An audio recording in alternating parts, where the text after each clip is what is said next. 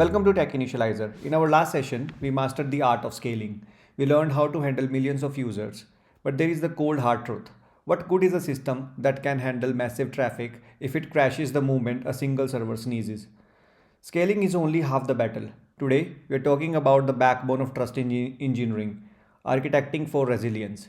We are going to learn how to build systems that aren't just big but unbreakable. If it's not up, it simply doesn't matter. You see, there is a scaling gap. Scaling handles load, but availability handles failures. You can add 1,000 servers, but if they are all designed to fail together, you have gained nothing. Imagine a nightmare scenario. A system capable of handling 10 million requests that goes completely dark because of one single server crash. That's why we define availability as the measure of how often your system is operational and strictly reachable. And remember the golden rule. Availability is about being there, while reliability is about being correct. Today we make sure we are always there. So how do we measure this? We use mathematics of uptime. The formula is simple, uptime divided by total time. But the reality check is brutal. 99% availability sounds like an A grade in school, right? In engineering, it's a failure. 99% or two nines allows for over 3 days of downtime every year. That's an eternity. As we climb to 3 nines, we are down to 8 hours. At 5 nines, the gold standard, you only get 5 minutes of downtime for the entire year. Every extra 9 represents an exponential increase in effort and cost, but for global giants, it's the only way to survive. To understand how to get there, we have to look at the chain versus the mesh. Most beginner systems are built in series. You have a web server, an app server, and a database. If any one of them fails, the whole system dies. The risk is cumulative. Mathematically, it's a nightmare. You multiply the percentages.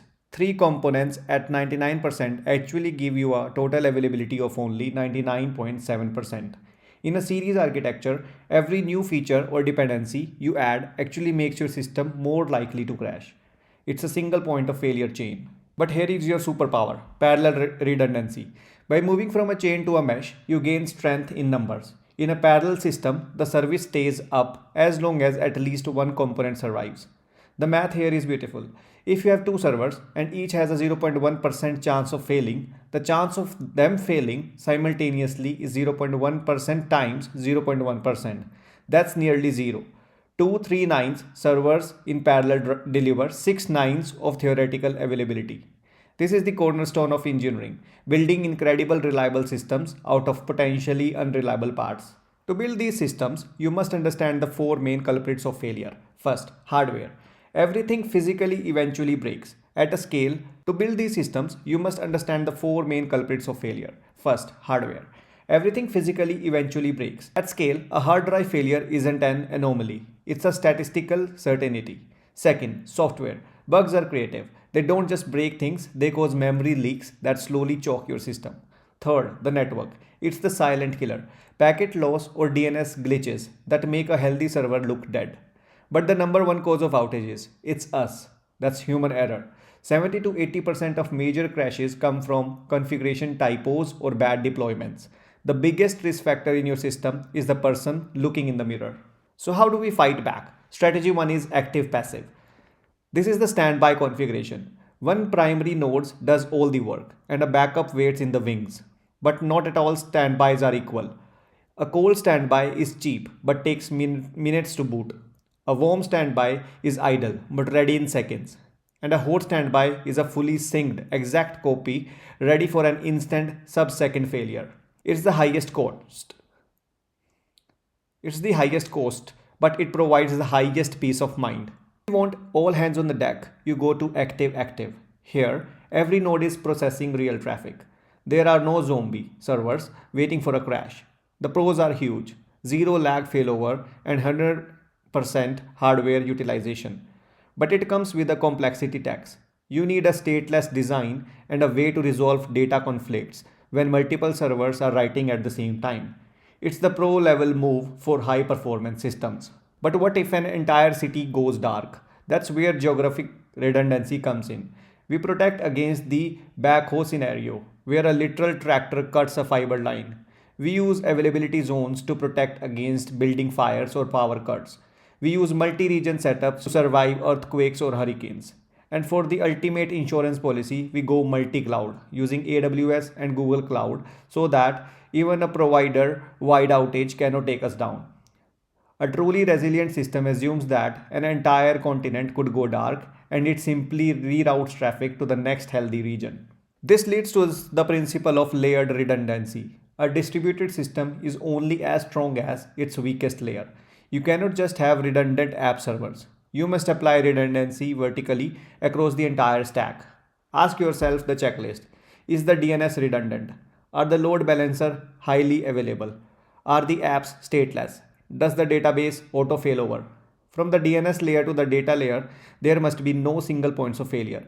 If you have a single link anywhere, that is where you will break. Our first major pattern to solve this is load balancing and health checks. The load balancer isn't just a traffic cop, it's a vigilant monitor.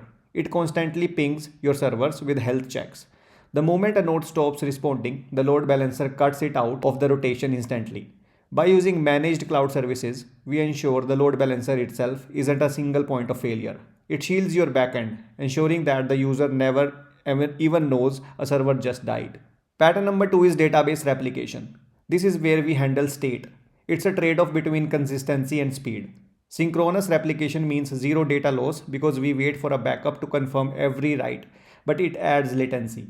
Asynchronous is high performance and fast, but you risk losing a few seconds of data if the primary crashes. The best practice is the hybrid model. Use sync for your immediate failover target and async for your read-only scaling and analytics.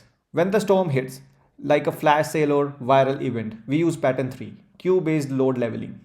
Sudden spikes can crush a database, leading to timeouts and lost sales. By introducing a durable message queue like Kafka or SQS, we decouple the web tier from the workers. The queue acts as a buffer, accepting requests at any speed and letting the workers process them at a steady, sustainable pace. The system becomes elastic. It doesn't break. It just breathes with the traffic. Finally, we have pattern 4, the circuit breaker. This is about stopping the bleeding. If a downstream server is failing, don't keep hammering it. You will just make it worse. The circuit trips and goes open, failing fast to protect the rest of the system. After a cooldown period, it goes half open, sending a few test requests to see if the service has recovered. If they succeeded, the circuit closes and normal operation resumes. It's a self-healing mechanism that prevents one small failure from becoming a total system collapse. To wrap up, remember the availability mindset. Redundancy is an investment. It doubles your cost, but it saves your reputation. Architecture is more important than scaling. Don't just add servers and add them in parallel and eliminate every single point of failure. Most importantly, embrace failure. Assume things will break because they will. Design your system to degrade gracefully rather than collapsing entirely. Availability keeps the lights on, but is that light showing the truth? Join us in the next chapter as we explore reliability, ensuring correctness in a distributed world. Thanks for watching Techinitializer. Follow for more.